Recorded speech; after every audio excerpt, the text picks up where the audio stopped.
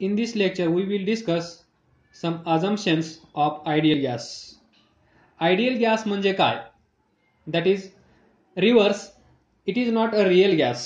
Real gas म्हणजे actually जे आहे ते म्हणजे real. आणि जे actually असं नाहीये पण आपण ते आहे असं कन्सिडर करतो त्यावेळेस आयडियल गॅस. म्हणजेच जर अस्तित्वात असेल तर रियल गॅस, अस्तित्वात नसेल तर आयडियल गॅस. तर पहा, अजम्पशन्स ऑफ आयडियल गॅस. हा जो गॅस आहे त्याचे काही अजम्पशन्स आहेत आणि ते आपल्याला कायनेटिक थिअरी ऑफ गॅसेस मध्ये खूप आवश्यक आहेत, खूप महत्वाचे आहेत.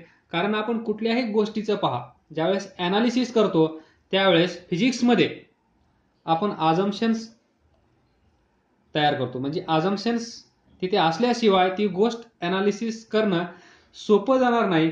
मग कुठलीही गोष्ट जी कॉम्प्लेक्स असते ती इझी बनवण्यासाठी आपण अजम्पशन्स तिथे कन्सिडर करत असतो आणि ते काही अजम्पशन्स आपल्याला याच्यामध्ये पाहायचे आहेत.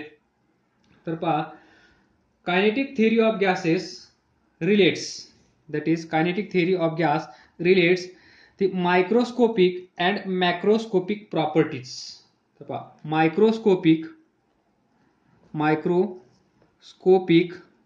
and macroscopic properties. Then what is microscopic and what is macroscopic? तर पहा, मॅक्रोस्कोपिक म्हणल्यानंतर pressure, temperature, volume and number of moles, that is पहा PV is equal to nRT. Pressure, volume and temperature यांना रिलेट करणारा हा formula म्हणजे ideal gas equation. तर the relation between microscopic and macroscopic हे पण आपल्याला पाहायचं आहे. तर मायक्रोस्कोपिक म्हणजे काय पहा, मायक्रोस्कोपिक स्पीड,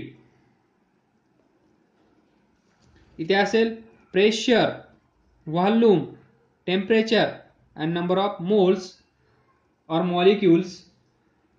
देन मायक्रोस्कोपिक म्हणजेच momentum, kinetic energy of molecules. तर पहा, speed of molecule, momentum of molecule, kinetic energy of molecules. त्याचप्रमाणे pressure of given state, volume of given state, temperature of given state and number of moles of an ideal gas.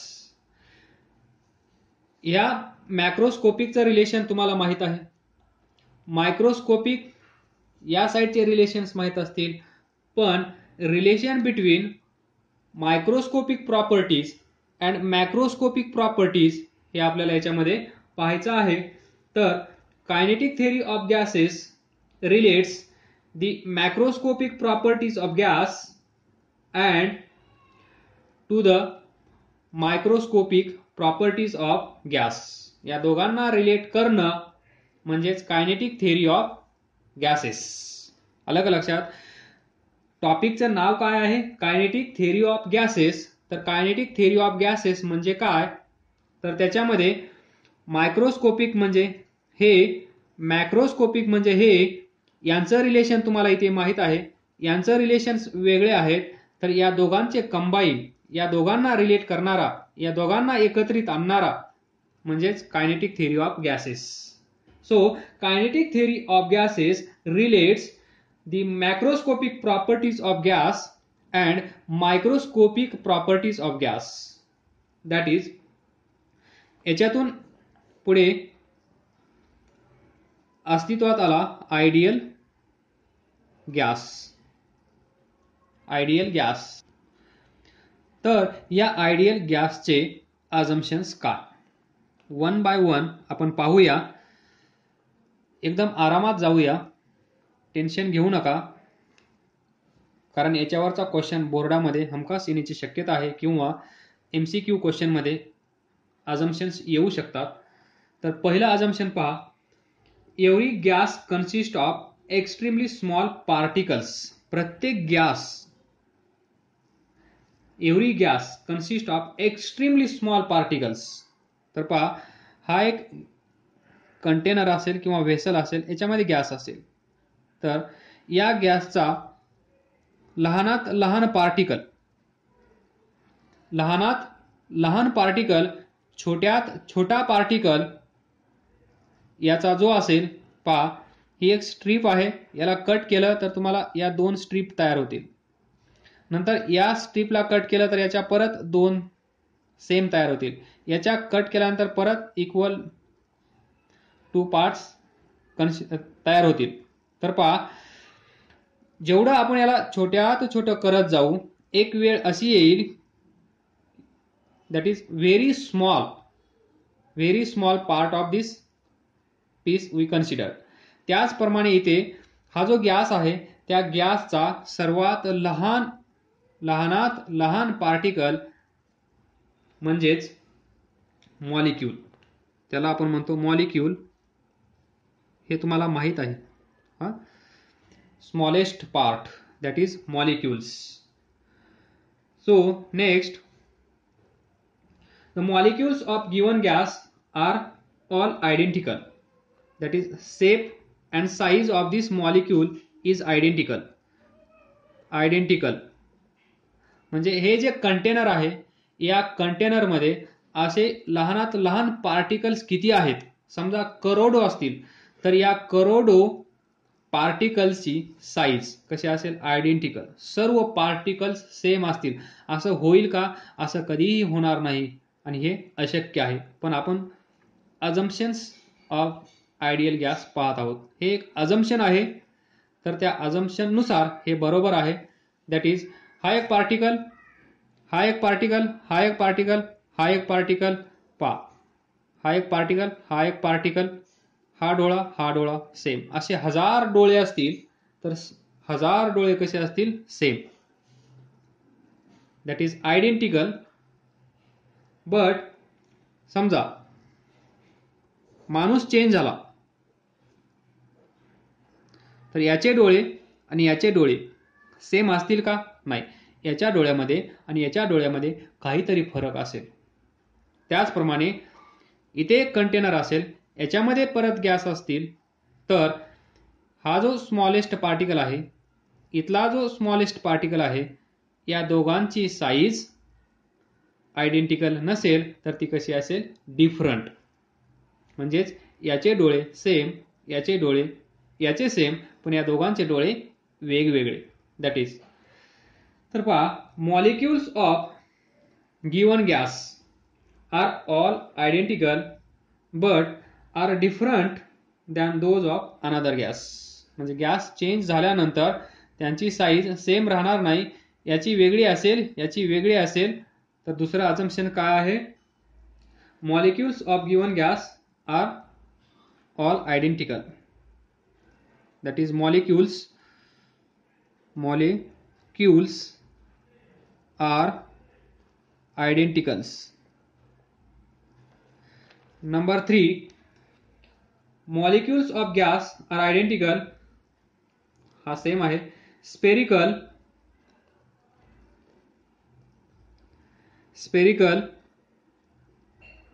Rigid and perfectly elastic. तर पहा, spherical, rigid, perfectly elastic म्हणजे काय? Spherical म्हणल्यानंतर तुम्हाला समजलं असेल, rigid म्हणल्यानंतर समजलं असेल, परफेक्टली इलॅस्टिक म्हणल्यानंतर काही लोकांना समजलं असेल, काही लोकांना समजलं नसेल. इलॅस्टिक म्हणजे काय? परफेक्टली इलॅस्टिक म्हणजे काय? That is there is no conversion of kinetic energy into some other form of energy. याच्याकडे काहीतरी कायनेटिक एनर्जी असेल, ज्यावेळेस याचं कोलाइड होईल, त्यावेळेस याची एनर्जी चेंज होते, हे आपल्याला माहित आहे. मग ती एनर्जी, ही जी एनर्जी आहे, ती एनर्जी दुसऱ्या फॉर्ममध्ये कन्वर्ट होत असते, हे आपल्याला माहित आहे.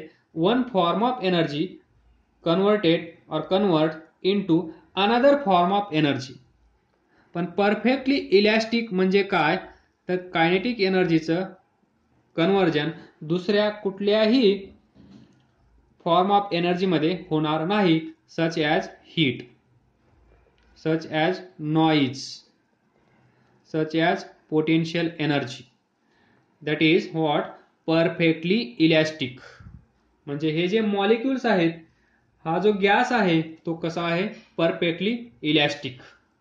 म्हणजे हे जे गॅस मॉलिक्युल्स असतील यांच्यामध्ये कोलिजन होत असेल, मग या कोलिजनमध्ये एनर्जी चेंज होत नाही किंवा एनर्जीचा फॉर्म चेंज होत नाही, हे आपल्याला याच्यातून सांगायचं आहे किंवा अजूम करायचं आहे. Number 4, size of gas molecule is negligible. Size कशी आहे, negligible. Size of gas molecule is negligible when we compare it with intermolecular distance. intermolecular distance म्हणजे हा एक गॅस मॉलिक्यूल, हा एक गॅस मॉलिक्यूल. तर पहा साइज आपण पहिलेच कन्सिडर केला आहे मॉलिक्युल्स, दॅट इज लहानात लहान पार्टिकल. तर हा एक मॉलिक्यूल म्हणल्यानंतर काय असेल, सर्वात लहान. हा सर्वात लहान. हे दोघं कसे असतील, आयडेंटिकल याच गॅसचे. ज्यावेळेस हे मॉलिक्युल्स या गॅस सोबत आपण कंपेअर करणार त्यावेळेस ते डिफरंट असतील, पण हेच मॉलिक्यूल, हे दोन मॉलिक्यूल याच गॅसचे कसे असतील, आयडेंटिकल. हे पण एक अझम्पशन आपण पाहिलं आहे. तर हे दोन मॉलिक्यूल गॅसचे कसे असतील, आयडेंटिकल. तर पहा साइज, याची साइज कशी असेल, निग्लिजिबल. पण कधी ज्यावेळेस आपण इंटरमॉलिक्युलर डिस्टन्स इज 10⁻⁹ मीटर. तर इंटरमॉलिक्युलर डिस्टन्स म्हणजे हा एक मॉलिक्यूल, या दोघांमधला डिस्टन्स जर एवढा असेल तर size is negligible when we compare it with this. तर पहा या दोघांमधला डिस्टन्स आणि एका मॉलिक्यूलची साइज यांच्यामध्ये जमीन आसमानचा फरक असेल, त्यामुळे साइज ऑफ मॉलिक्यूल और size of gas molecule is negligible in comparison to the intermolecular distance, that is 10⁻⁹ metre. येते का लक्षात? हा गॅस मॉलिक्यूल या दोघांमधला डिस्टन्स समजा 10⁻⁹ मीटर. तर याची साइज आणि हे इंटरमॉलिक्युलर डिस्टन्स, तर या कंपॅरिझन मध्ये हे कसं असेल, negligible. That is assumption of ideal gas. Next, volume of gas molecule is negligible. Volume of gas molecule is negligible. Volume of gas molecule is negligible in comparison